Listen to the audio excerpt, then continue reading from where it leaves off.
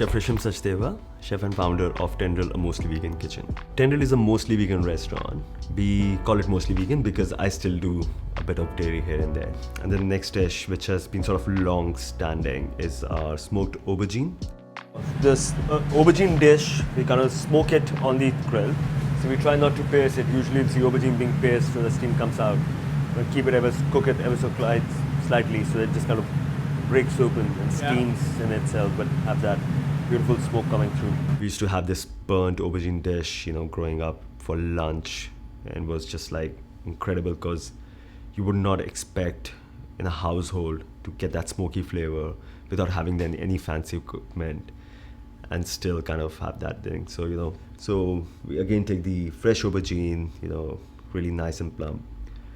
Just throw it on the charcoal, it smokes and it kind of grills for about half an hour, 40 minutes, and becomes really nice and gooey and incorporates that amazing flavor. Then we want to add that more smokiness, more charredness. So touch of rapeseed oil on the peeled aubergine, and we're gonna char it. We're gonna burn it on really high heat, really good flash.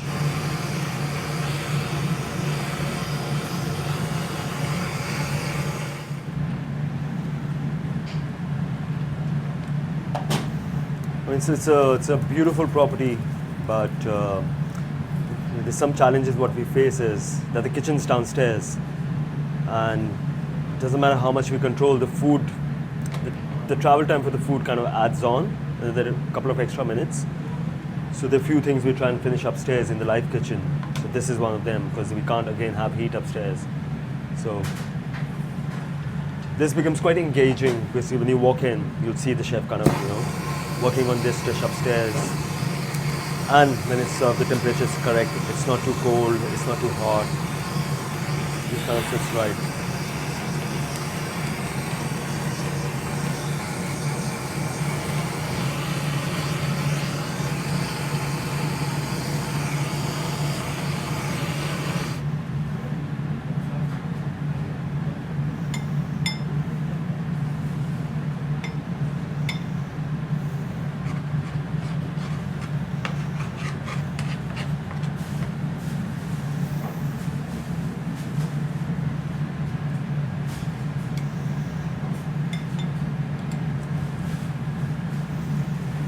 We do this really interesting tahini, so white sesame paste. We marinate our chopped garlic in lemon and then take the garlic away and use that lemon because it's got quite a strong garlicky flavor, but it's not overpowering, to run down this dressing. A touch of again rapeseed oil, and we have crispy garlic that gets added on the marinade. So you get that bite. The garlic is quite lemony and the lemon is quite garlicky, so that offsets really well. It's still got a really interesting depth of flavor, but in its own capacity is still quite mellow.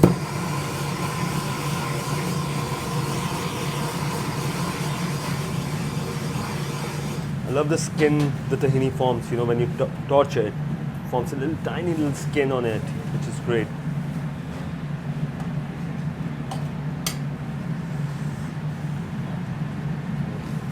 These are fresh pumpkin seeds, organic pumpkin seeds we buy from a very interesting supplier who have all the pumpkin seeds. Those are usually crushed and can't be sold in supermarkets, so we buy it off them.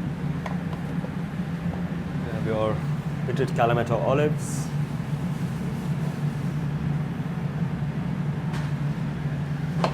some banana shallots just to add that pungency to the dish, fresh parsley and fresh mint to go on top.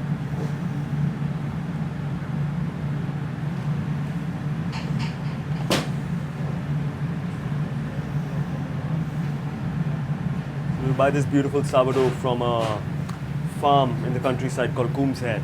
I've tried many breads in the city, but I think this is great. I think it's about 95% moisture. Look at this, got really nice bubbles, really nice shape. It's quite dense, but it's still really tasty in that sense. I think it just reminds, that aubergine dish specifically reminds me of, growing up days, this aubergine is, I think, one ingredient that's sort of common. It's got so many different names and it's so common in so many different cultures. Everybody has either growing up or in some form they have eaten a particular aubergine dish which they really resonate with. That's I'm really excited about, because the layers of flavor, and it's really hard to define what culture it would fall into.